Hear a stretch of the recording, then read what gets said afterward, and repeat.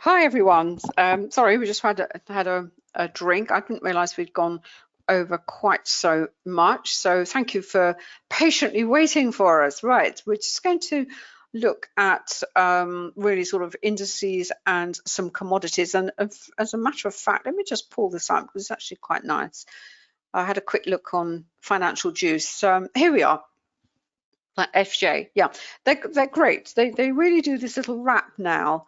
And what they've also started to do at the bottom, which is really helpful, is whenever they have a piece of news or something, they actually put this, well, as I said, this cross-market impact that this item news can have. They actually put, well, this is what could possibly affect, as it were. So it's I mean, I think Anime's done a really nice thing with this news feed, and as I say, compared with some news feeds, it's actually very competitively priced. Right, here we are. They say futures are steady. Well, not going anywhere at the moment. Crude oil. David and I have been bullish on crude oil for some time. In fact, it's quite funny. I think 2 posts ago on my site, I think it's on my site, I think 3 weeks ago, we kind of said, well, you know, at the time, this is where it's going. It's probably going to get to 70, 75, 70. I got a very inflammatory email from someone. What do you know? What are you talking about? It's just using VPA. It's going to $47. I said, well, okay. And we went back and I said, that's fine. Hey, as a trader, you know, you can, everybody has a view, you know, your view, and it could well get down to 47, but at the moment what the chart is saying, it's not at the moment, possibly, you know, whenever. But basically it just gives a nice roundup. This explains what happened for those of you who were in the Forex, why the Aussie went up. And in fact, I hadn't quite appreciated with the New Zealand, that's actually roared up because there's speculation that their interest rates will be raised later this year rather than waiting. So, you know, 2 different stories had the same outcome with regard to the currencies. Right. What do we have here? In fact, let me just go back to a quick thing on here in case you've just joined us. Flat. We talked about volatility. You've really got to keep an eye on the VIX, no matter what you trade, because the VIX kind of sets the tone for the market in the sense that is it risk on? Is it risk off? Is there you know, is it just complacent? And when it's down at these numbers and going towards the tens and the single figures made, it also impacts other markets. Okay, we've had a nice move in the oil price. The oil price, with it rising as well so strongly, will also have a huge impact in the stock market, because obviously if transportation costs go up, then you know it affects the bottom line. We've talked about how interest rates impact companies. You know, it's the cost of money, so we look at the bond market, but if the oil price starts to go up exponentially, then that is also, you get a point in markets with these the 4 capital markets and also the individual instruments within the markets. You kind of get an inflection point. You know, they will carry on doing what they're supposed to do, diverging, if you like. You know, the oil price can all moving in the same direction. You can get the oil price going up, you can get stocks going up, but there comes a point when, you know, people say, oh, hold on, well, if the oil price carries on much further, it's got to have an impact on, you know, it's just no matter what the Fed does or what the Fed says, if the cost of your business is going to go, you know, it's going to skyrocket, not just possibly because of interest rates, but because your transportation cost is going to, you've got to raise price, you've got, you know, everything's has a consequence, and you will get that inflection, and we will get, if oil prices carry on rising, the oil prices act as 2 ways. They act as an indication of growth, because obviously things are moving, but they also act as a kind of break when you know, they've gone too far and things are going to maybe slow down. Right. The indices, the Nasdaq is the most interesting. Obviously, yesterday was the 4th, wasn't the 4th, it was the 5th, but it was the holiday, and this is what it's done so far: absolutely nothing. And we look at the small caps as well.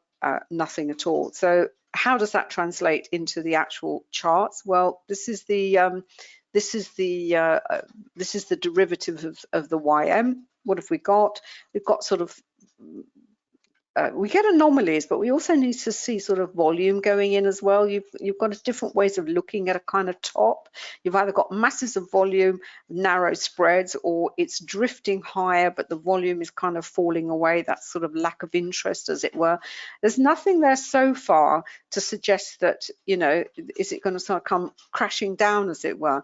This hasn't gone back to test the all-time high. It's one of the ones that, you know, unlike the S&P and the NASDAQ. So it's definitely one to watch. But if from and what you also have to, you say, well, look at that volume there, that reflects yesterday. So as I said, you have to see it in context, but it is still bullish in the sense that it's, you know, since the pull away from the volume point of control. But if you're down, you know, in the on the faster time frames, that is obviously translating at the moment like this. And you just read this chart. I mean, it's, you know, a lot of congestion. As I said, when you've got low volatility, you've got narrow spreads, you're going to get a lot of congestion, a lot of fake outs, and it's maybe you think, well, do you know what? You just got to wait, and either if you have the opportunity to go and trade maybe something else on this platform that you have on MT4, then I would suggest you do until this actually starts to get a shift on.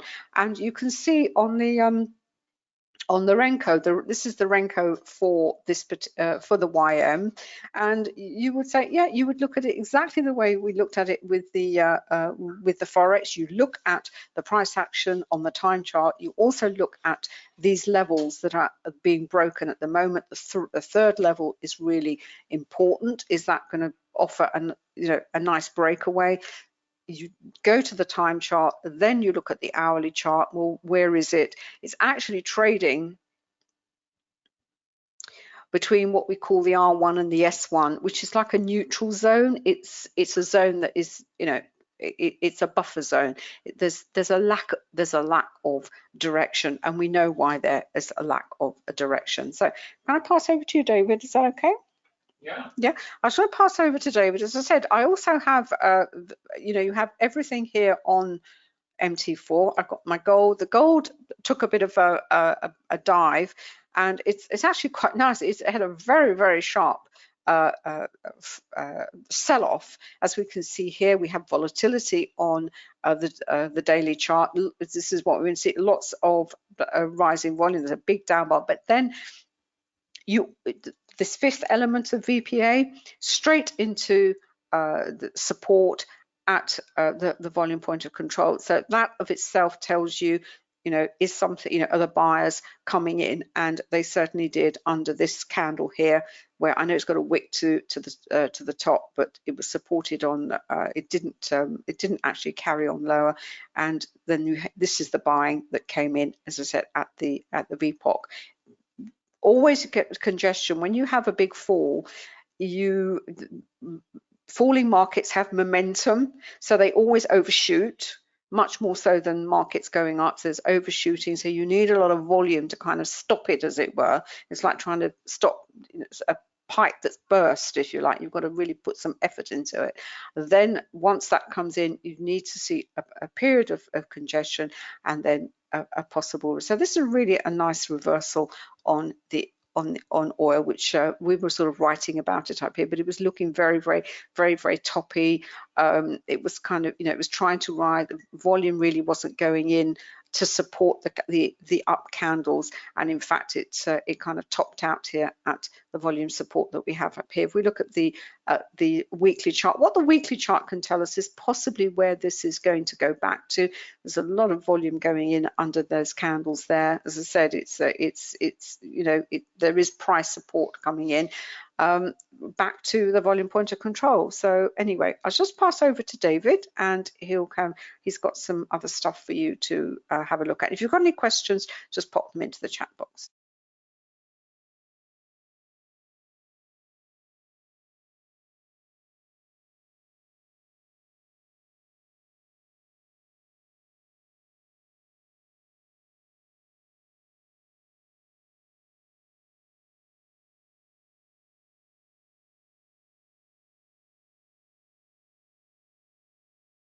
Hi everyone, just move that out the way, get the chat box out the way. I'm actually on copper at the moment. There's a really nice move on copper. Let's just start with the daily actually.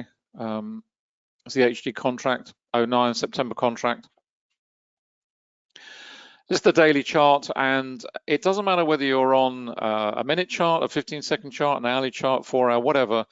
VPA applies, and the principles are exactly the same. What you're looking for is anomaly, confirmation. You're looking at spreads narrowing, spreads widening, rising volume with rising market, rising volume with falling markets, support and resistance, etc., etc. It's the complete package. It's the complete enchilada. On the daily chart for copper, we had this. Just to pull this back, just to show you how bullish this has been. This has been a tremendous bull run in commodities per se, particularly for copper.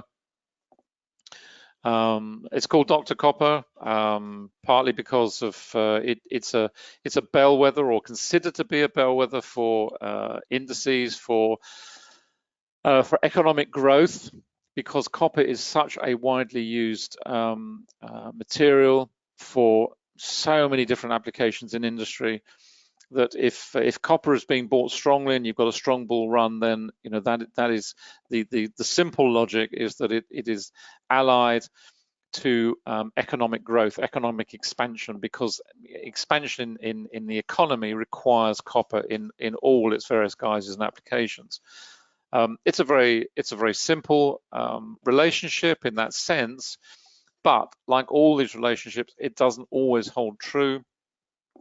You know, you can find anomalies for it and everything else. So you've always got to bear these truths in you know, caveat them with caution. They are not cast in stone. They are not the tablets of truth for, you know, market behavior.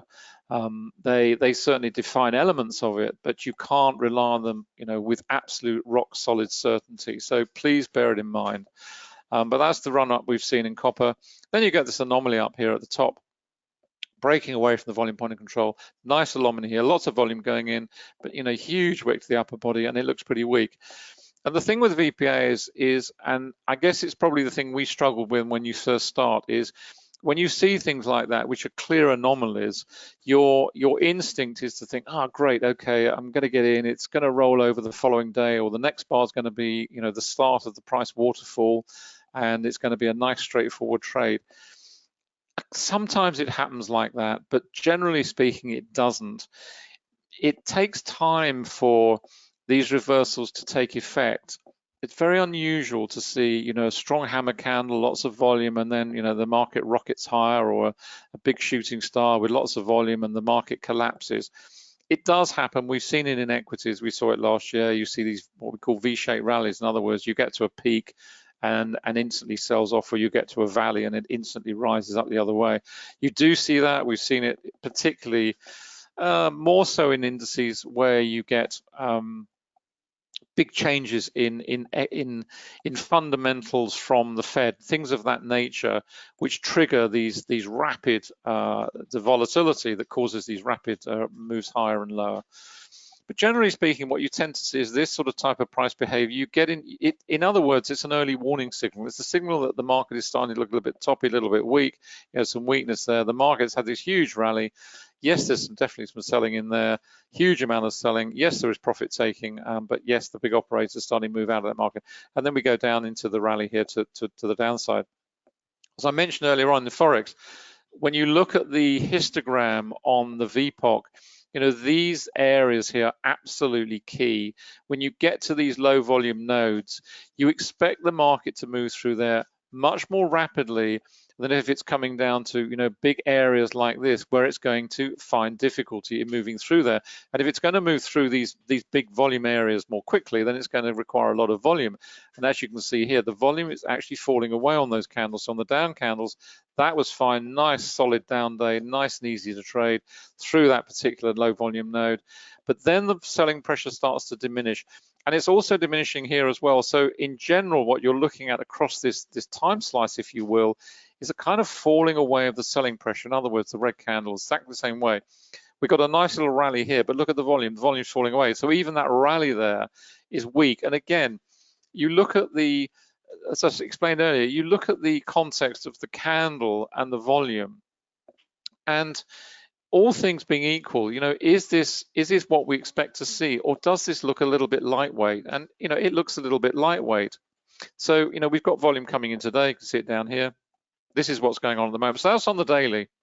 In terms of intraday, we've had a really nice little run to the downside. Let's go up onto the 10-minute here. We had volatility trigger, tons of volumes, what we expect to see, into congestion.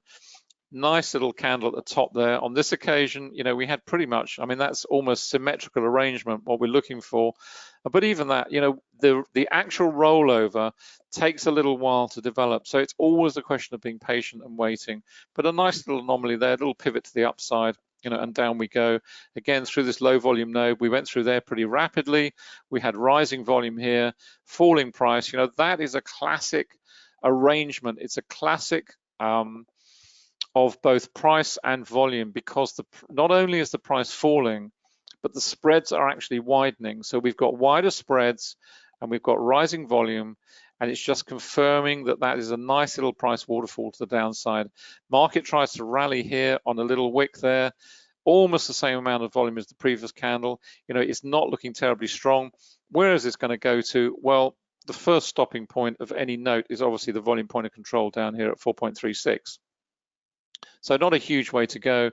The volume's building pretty rapidly over here, so it's going to struggle down here. So if you were trading this short, then the expectation of anything much happening below this sort of level is very unlikely.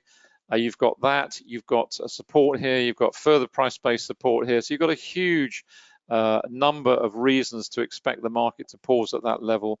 You know, it's not just going to collapse through there and carry on right the way down here to the bottom. You've got a massive amount of price support, and you've also got the volume point of control, and you've got this huge wedge of volume. So all of that on this particular time frame, 10 minutes, is going to cause that market to run into some support issues there, and it's not going to just run straight through for you. Just have a quick whiz round on some of the others. I've got the currency majors around here somewhere. Where are we? Currency futures, there we are. Sorry, not currency majors, currency futures. Just to see what's going on in terms of the Forex futures.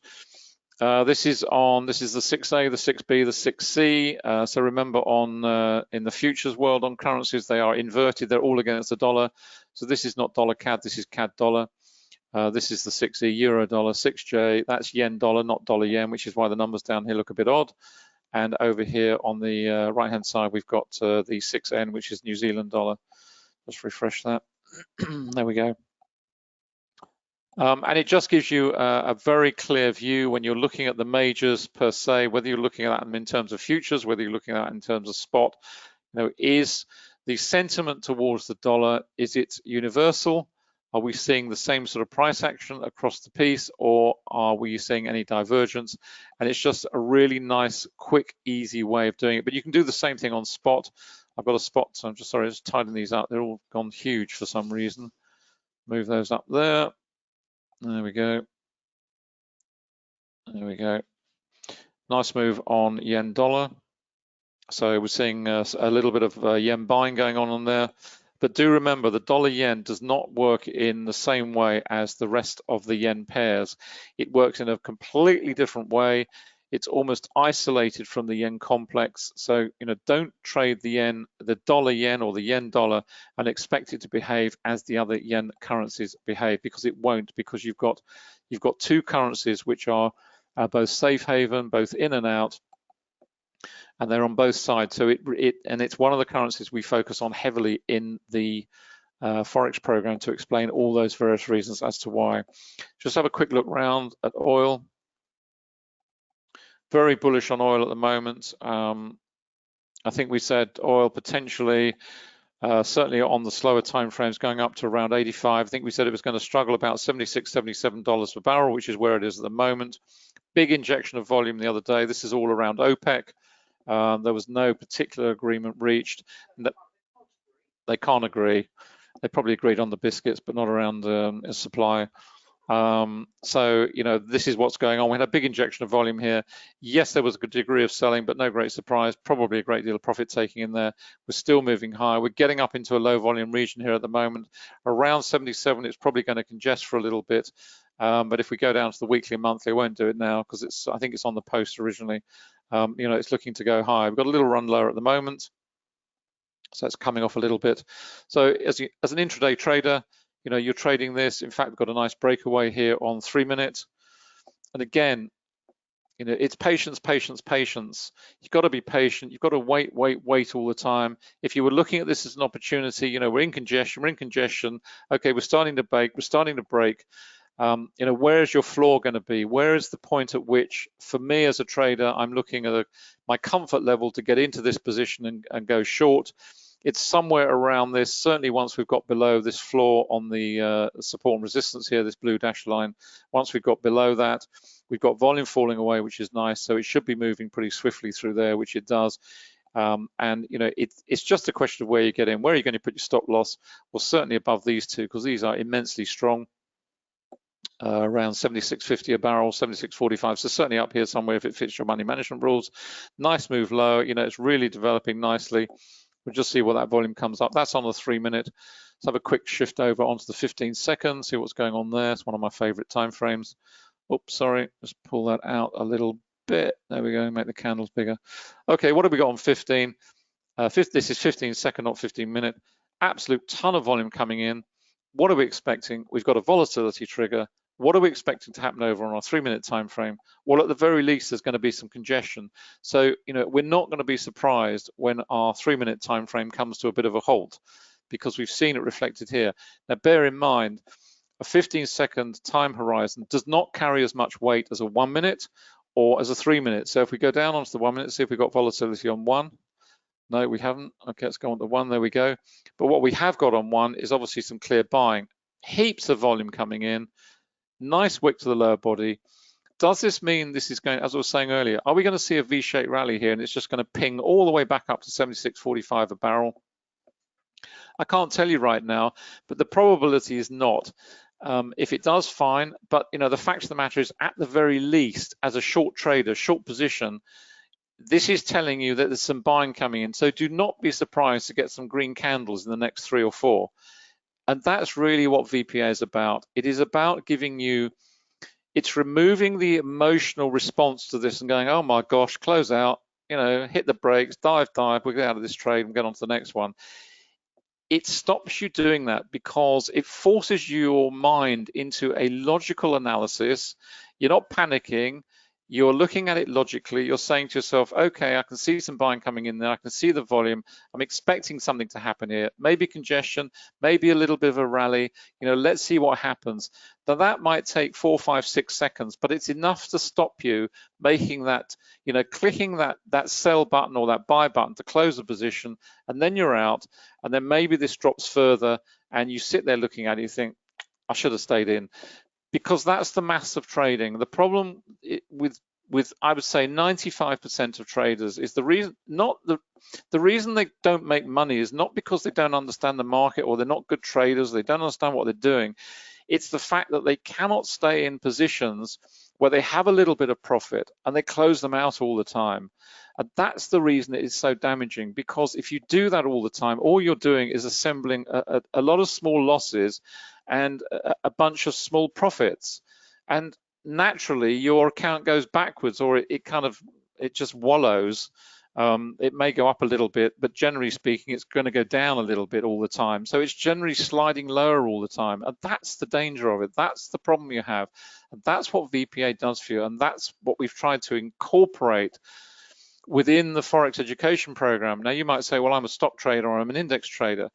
Forex sits at the heart of everything. We have so many stock traders on that program you wouldn't believe, because they've come to realize that Forex is not some sort of isolated thing that happens over here, a market they're not interested in. They've suddenly come to twig that actually Forex is the hub of everything. It is the hub of sentiment. And the reason it's so important is because when you think about it, if you're transferring assets from equities into commodities or from commodities into bonds or whatever it is, you've got to go through cash somewhere or the other. And the Forex market is the cash market. That's what it does. It's the gateway to everything else. Sorry to labour the point, but it's close to my heart. It's what I believe in. But just to pick up on this, you can see what's happening. There's a nice little bit of selling out. Are we going to see? And what's interesting about that little 2-candle reversal there is, look at the volume, it's fallen away. So what does that tell you? Well, it tells you it's not terribly strong. If this was strong, you'd see a decent candle up here somewhere with some rising volume. Now, it doesn't mean that we're not going to see that in due course, but at the moment we're not seeing that. We've seen another little bit of selling coming in. Now what we're looking for is this to drop out through the floor here, and on down we go through to 76 and beyond, and below 76 to 75, whatever per barrel. Go down onto the slower time frames, very quick. Let's go down onto 5. What are we seeing on 5? There's no volatility triggers here. Nice candle there, nice wick. Decent volume, not huge. Volume is rising all the time. In the general rise in volume, the general rise in selling, trend monitors transition through. We've gone into red now, supporting that move. A little bit of buying coming in on that particular candle, getting down to the bottom of the VPOC here. So we've got a low volume node here at 5, but we're just waiting for a pause point here at the moment because we've got the volatility over here on the 15-second. Let's just see where we went in the 15-second. Haven't gone anywhere yet. Still trading within the spread of that candle, which is what we expect to see. Let me pass back to Anna. I have remembered to turn my microphone on. Right. This little bit's going to be quite short. My fault completely. I've got an appointment and I'd completely forgotten about it. So we will do a much longer section next week. So I will do as much as I can on the stock bit. But what I'd like to start with, in a little while back in the webinar, we were talking about volatility, and volatility when it dies down, and we're looking at the VIX and how we use the VIX as a kind of barometer with what is happening in to market mood, if you like. This is about market mood. This is, how are the participants feeling? Are they happy? Are they stressed? Are they euphoric? Or are they complacent? And when the numbers on the VIX goes down, at the moment it's at 15, not the lowest it's ever been, it's good one, then the market is very complacent. And there's lots of reasons for that. And I've got some stats for you, which I'd like you to absorb, because it's stats like this which tells us an indication of the kind of risk that is out there at the moment. And a low volatility trading environment has all sorts of problems associated with it. And again, this is something that we will pick up as a topic perhaps in future webinars. This is to give you an indication. Okay. There have been 10 million new brokerage accounts. You probably heard this from new people, retail people coming into trading, which is fantastic. Trading and investing, taking their own investing and trading decisions, which is great. And that's been because of the virus, and about Robinhood and Webull, and the trading and has been made a lot easier. Now there are downsides to that as well.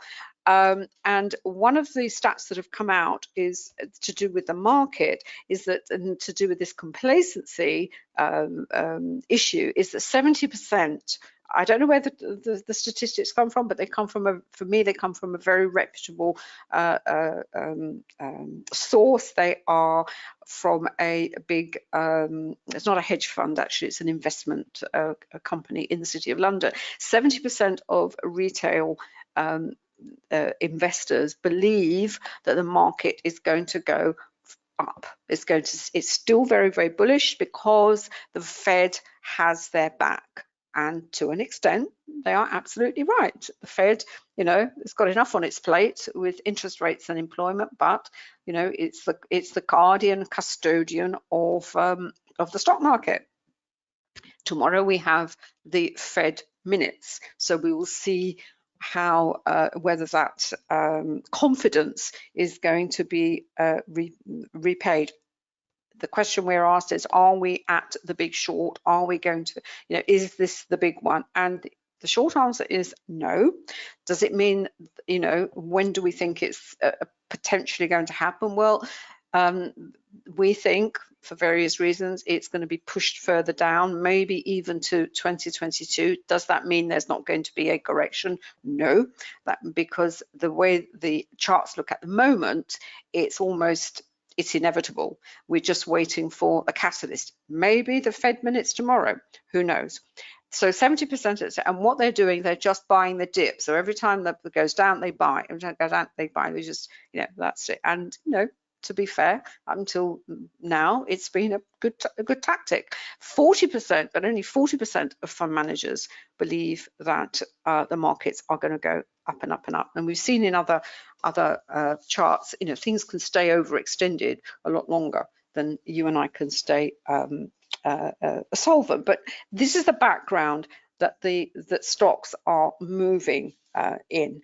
And what I've got up here is called mimistocks.org. I'm not sure if I showed it before, but essentially what it does, this is because a lot of the price action has been driven through social media, through activist trading, GameStop and what have you. But what I've noticed is this is the site. It updates these figures on a regular basis. It's nothing to do with what you should be looking at to trade, but it simply gives you a flavor, because what I've noticed since I've had this up is the number of times stocks have been mentioned has been going down, which is quite interesting. So even in the retail space, there's kind of a bit of a pulling back, as it were. So it's an interesting,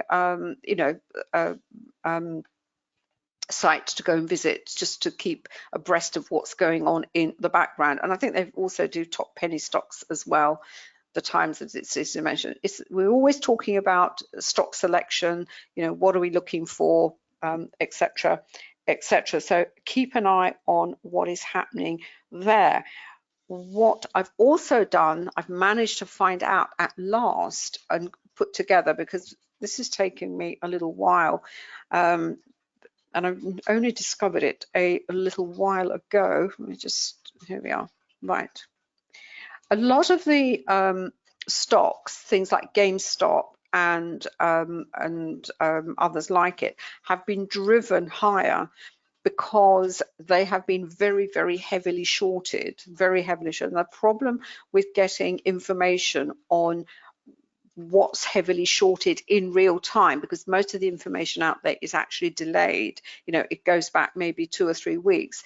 If one of your tactics is to find heavily shorted stocks to see whether there's going to be a short squeeze and to go and investigate further, I suggest strongly that you follow this guy. He's a super guy. I think I've mentioned him before, but he bears mentioning again, Ihor Duzanivsky.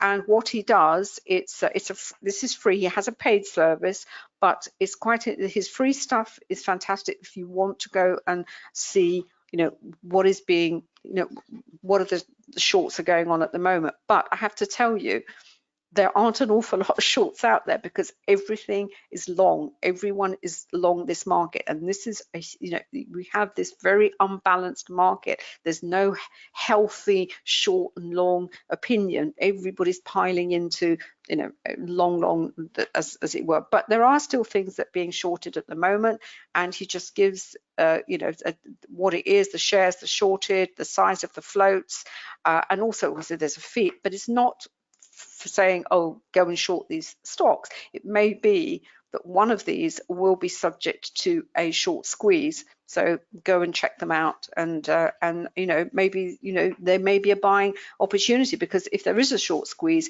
it's pretty vicious, and it will go up really, it will go up really quickly. I haven't, as I said, because of time constraints, I haven't had time. But what I'll do is next time is I will keep an eye on the ones he comes up with. He normally updates them once a week or so. And I'll pick out some, and we will have a look at them from the perspective of VPA. What I'm also suggesting is, as I said, what I've been searching for some time, and I think I've managed to sort it out, if you just bear with me a second, is looking at sectors. We've looked at sectors before, and it was really to find the thing is with sectors, we can find out lots of, general information about sectors and what's going up and what's going down. But what I needed to find was what were the stocks within the sectors that were moving and not moving. And of course now they've disappeared. So if you bear with me, David, can I just pass over to you for 2 seconds? Is that okay? Because I need to find, it's with bar chart and it's free, but it's really, really interesting because it actually confirms what I was saying, that everything is skewed to the long side, but it's a really interesting free resource which you might like to investigate. And then I'm going to have a look at one of my fallen angels, which is Fuel Cell, which has a huge percentage of shorts, and they seem to be winning the day, but we'll see what's going on with that. And also the one that I've been following, which is BTX. So I'll just pass to David for a second. That's the move that we've got on gold at the moment, which looks quite nice. Lots of volume, as we can see under here. As I said, you can look at a chart in whatever, gold, and you just look at the chart, you look at the price, you look at the volume, you look at the levels, where's it going? Oh, here we are on the hour. Oh yeah, fine. In a way, David and I, we obviously have to have the background to what we're looking at, but in terms of pure VPA, it's all there basically.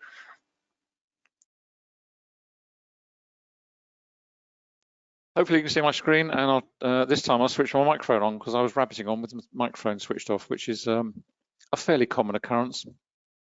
Apologies, it's all gone in the ether now. And this, I've just stuck with oil, just going back to the oil chart, because this really does make the point I was making earlier on about the fact that if you get out too early, then you're going to miss the bulk of the move, and it's exactly what's happened. I forget where we were exactly, but we were certainly above $76 a barrel. I've got a feeling we were up here somewhere. And then you have this lovely move, and it just crashed through 76 down to where are we? 76, 75, 75 or 76. And then what do we get? This is the time to get out. I have said this so many times till I'm blue in the face. I hope people actually sit up and take notice. If you've got a decent position and you've got some decent profit in it, then if you get a volatility trigger on one of your primary timeframes, close out. Get out. It doesn't matter, because you do not want to sit through one of two things, either congestion or reversal. End of story. If the market carries on crashing lower, fine, you can jump back in again once it's cleared the volatility candle. But if you have a good position, and you would have had one here, and it just makes the point, if you're sat up here and you closed out on this congestion phase up here somewhere, and you've lost all that, that's your regret. That is trader regret. And once again, you would have closed out with a small profit. And that is the hardest thing to do in trading, is to stay in a position through a congestion once you've got a bit of profit, and not to have that knee-jerk reaction, close out, I'm frightened, I'm scared, I want to hang on to my profit because I've taken so many small losses, I need some profit in the bank. It's a natural reaction. We all suffer it. It is the hardest thing to do in trading, and that's why we developed the trend monitor, as I said earlier on. But when you get one of these, close out.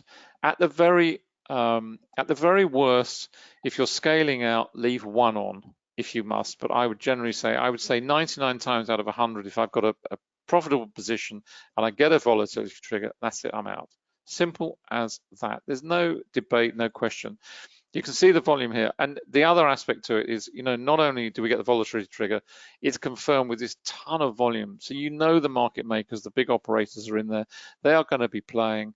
Volatility is hugely profitable for them because it triggers the fear of all those sorts of fears. And a lot of traders will be jumping in. All the Johnny-come-latelys who didn't get into this will see this price collapsing, and it's the fear of missing out. And they'll all be jumping in here, and now they'll all be sitting there regretting it, thinking, oh, it's reversed against me. Why has it done that? Well, you can see why, because there's a volatility trigger on there. And you've got a volatility trigger on 15, even more significant. We hit the volume point of control, which I mentioned.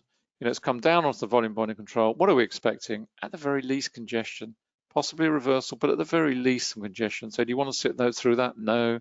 There we are on 5 minute, another volatility trigger, tons of volume coming in. It's so simple when you see this sort of stuff. It really, really is straightforward. You get out, that's it. We're going to sit tight now, see what happens. If the market carries on lower and breaks down to 76.70, or you set yourself another level, maybe beyond that, maybe down to 60 maybe, you jump back in again. But for the time being, we're out of that one, moving on to something else, find something else to trade, and so on and on we go. Did you find what you were looking for? No. Anna can't find what she's looking for. We will find that, we will pick that up next time. Apologies for that. We overran on Forex, so we're running into 1 o'clock now because we have to run. We have an appointment at 2, so we do have to finish on time today. Otherwise, we would carry on for a bit longer. So apologies for that. Just to wrap up, let me quickly run through. Let's just see where we are with things. This is where we are with the indices. This is the YM, the NQ, and the ES. Absolutely paper thin. You can hardly see that price action there. YM's down a little bit, NQ's up a little bit, and ES is flat. So you can see it up here on the 5 minute. Not exactly a great deal going on in terms of indices at the moment, but it may shape up later on in the day. Very quickly back to, I think this is where I had my microphone turned off, so I'll just go back over very quickly into gold. Nice to see that rallying. That's on the daily chart. We had a lot of volatility around the VPOC, a lot of congestion around the VPOC. It held, it's what we're expecting it to do, and partly because we had this very strong price-based platform of support, this blue dash line on the accumulation distribution indicator. And remember with the indicator, this also works exactly the same way on TradingView. I'm not sure I've got one on TradingView up, but anyway, it does work exactly the same way. In other words, these levels are not levels I've put on, they are levels generated automatically by the indicator. So they thicken according to the strength. So the wider they are, the stronger they are. It's very simple, and it's just a very visual way of seeing things, and the indicator does it automatically. So every time it's tested, it thickens and becomes either a strong level of support or a strong level of resistance. We had exactly the same here. We had resistance here. We've actually got a cluster of 2. You might not be able to see them, but they are there, I can assure you. So this channeling around the volume point of control is so important, because then we're waiting for those levels to be breached. Are we going to see a break to the downside, or are we going to see a move to the upside? I'm delighted to say we're seeing a move to the upside, which is what we expect to see with gold. We'll see how the volume shapes up later on today. Obviously, what we're looking for is a nice solid close of that candle with some good supporting volume, and then it's got to battle its way all the way up through here. So through this region, from 20 through to 1860 per ounce or 1840 per ounce, that shouldn't be too bad. Then we get a little low volume node here, which is fine. Once it gets up to 1860 per ounce, it's going to be a lot harder, because it's got to get through all this lot. We've got quite a bit of price-based congestion up there as well. So it's going to take much more volume to actually drive through this. So in terms of what we should see over the next few days, if the volume down is supportive of today's price action, getting through here will be relatively straightforward. So another sort of $20 an ounce to go there. Nice little pip through there on that low volume node, and then it will start to grind, and it will start probably to run into more serious price action. Spreads might narrow, might start to see this sort of arcing over here, moving into congestion again as we move back towards potentially $1,900 per ounce in the longer term. And the same is true of silver, exactly the same. Gold and silver, they don't mirror one another exactly, but they do tend to move in the same sort of orbit. Daily chart there we go. Volume point of control. Again, these lovely levels above and below. And that's the beauty of a congestion around the volume point of control. You get these lovely levels developed for you on the accumulation distribution indicator, which gives you platform support, ceiling of resistance, but also great places, your stop loss under here. You've got so much protection ahead of you. If there is any reversal back down, if you're going long on this particular market, you've got this great wedge of stuff here, 2 levels there, the volume point of control, tons of volume, 26 different reasons to to see that any reversal will protect your stop loss if it's placed below that region. Same with silver, similar sort of outcome, up to $27 an ounce. Got a nice low volume node here, so we should move through that fairly easily. 27.50 should be a reasonably straight run as well. Then we start to hit problems once we get into the 27.80 per ounce and up to 28 and beyond. If we can get out the other side at 28.50, then should be home and free up into low volume and on up to $30 an ounce. But we will see in the longer term. I've got soft commodities and all sorts of other things on here, but we are literally running out of time. So I am going to just pop that up full size. There we are. Just to point in the direction of all the bits and pieces. This is the Forex education program, and I have to stress, yes, it is Forex centric, if you will. But if you are trading any other market, it is absolutely critical to understanding how all these markets interrelate. There's a huge amount of really generic trading experience and knowledge gone into this course as well. It doesn't matter what you're trading. And of course, there's a huge deep dive into the VPA, volume price analysis module. You've got relational analysis, which talks about as you would expect. That's the VPA deep dive. You've got the mechanics of trading. Huge module on fundamental analysis, and fundamental analysis applies to all markets. Again, it's not just Forex specific. You have to understand it applies to everything. It's all about sentiment, about economy, economic growth, all that sort of stuff is in there. And then this massive amount of these webinars down here as well, pulling all together, how to use indicators, VPA chart examples, topic webinars. In total, I think there are something like 450 odd lessons in there. And hours wise, I think there's 250 to 300 hours of video. So it's a massive program. It took Anna and I 2 years to put this together because we wanted to incorporate everything we thought you should know as a trader. Gosh, got the opening bell just gone off in my ear. Everything that you should know as a trader to trade this market with confidence, but also to understand how all these markets interrelate. And a lot of our traders, they may start with Forex, but actually they tend to migrate a lot. Once they've learned that, they tend to migrate into trading index futures, or they're trading commodities, or they're trading stocks, all sorts of things. This is the funded Forex program that Anna mentioned. It sits alongside. We're very proud of it. I bolted on. You are basically trading our money. And the reason we added it into the program was a very simple reason, to give our students the opportunity to trade large sums of money. You start with the evaluation level, which is down the bottom here, with one of these accounts. You choose, not down to us, you decide which level you want to start at, 5,000, 10,000, 15,000. There is a cost of entry. That's it. That's all you ever pay. There's nothing else. You're not going to lose any money because it's our money. So there's nothing to lose. You're trading our money, not yours. So if you start with one of these accounts, you have a profit target to achieve, a very simple profit target. Yes, of course, there are risk and money management rules because you're trading our money. But they are, we have written them in a way they're very much based around what the rules you would be trading if you were trading a desk in a large bank. And the purpose of the evaluation stage is for you to find your consistency. If you can be consistent trading a $5,000, $10,000, or $15,000 account, then the world is your oyster, because you can move up to any level, any amount of money. You are just rinsing and repeating. You are replicating what you're doing at a lower level. So you start at that level.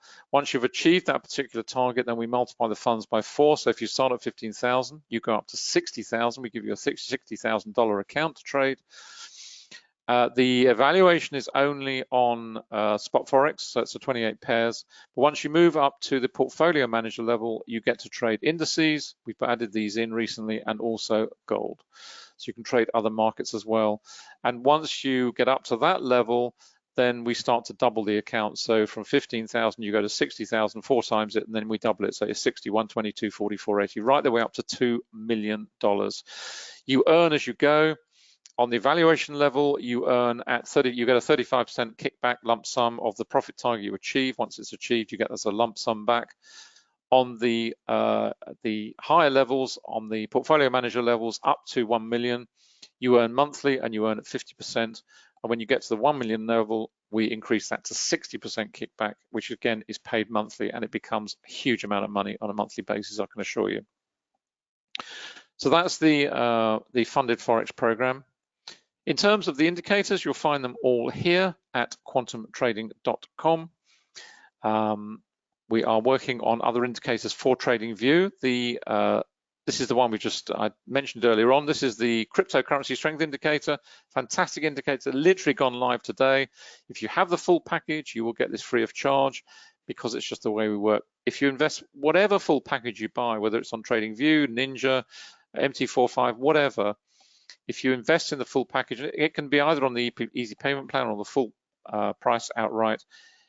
In the future, you receive all indicators free of charge. It's as simple as that. I haven't shown you TradeStation, but TradeStation is 2 versions. There's TradeStation Global, which is with the Interactive Brokers account as the data feed. So that's 9.5. That runs on fantastic because you've got all the advantages of trading TradeStation, which is a great charting platform, being driven by the IB account, a deep discount brokerage. And you can trade pretty much any market through Interactive Brokers if you have one of their accounts. I tell you, it's immensely powerful. It is a little bit more complex. It's not for the novice, I can assure you. But trading through the TradeStation feed is great. It's just terrific. Just works a breeze. The other version of this is TradeStation 10 and above, which is TradeStation Securities. Both of them have radar screen, immensely powerful. I've got it down here. Very quickly show that to you. Pop that full size. There we are. That's radar screen in operation. This is TradeStation 9.5 on TradeStation Global. And obviously we've got all the other indicators there, NinjaTrader 7.8 and MT45. It's one license covers both, so you don't pay anything extra, you just decide. And you can move from one to the other, so you can go from MT4 to MT5 or vice versa. It's your choice. You do that through the Quantum Trading dashboard. Finally, very quickly, this is Anna's site, annacooling.com. This is where you'll find all the latest analysis, posts and what have you, and the links to all the various sites. And the books are up here on Amazon. I have to say they are selling immensely well, and we do receive fantastic feedback all the time. Anna's got hundreds of emails, literally weekly. So we are very humbled by the books, I have to say. So I hope you've enjoyed today. Enjoy the rest of the trading session. If you do have any questions, always happy to answer those. Just drop us a line, anna@annacooling.com or david@quantumtrading.com. Be happy to help if you have any questions on today or indeed anything else. That's it. We are going to have to run along. Sorry, it's a bit rushed towards the end. Thanks so much for coming along today. I hope you've enjoyed today. Lola, all these webinars recorded. They will go up either later today or the following day, tomorrow, on Anna's YouTube channel, so you can always find them there. It's just a question of how quickly I can get around to doing them, but generally speaking, they're on the same day or the day after. So thank you so much for coming along today. Hope you've enjoyed it. Look forward to seeing you next week. We will be back then. Enjoy the rest of the week. Stay safe, look after yourselves, and we will see you soon. Bye for now.